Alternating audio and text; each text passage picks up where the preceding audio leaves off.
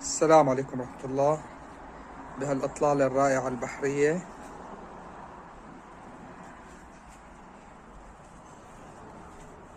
اسطنبول بيوكشكمجة. شقتنا لليوم 4 غرف وصالون.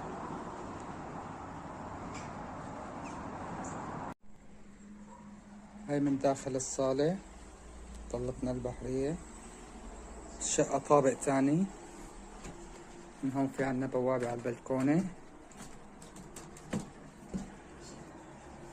هاي بوابة على البلكونة. هاي أول غرفة منامة، كمان أخذ معنا إطلالة بحرية. وهي الغرفة الثانية.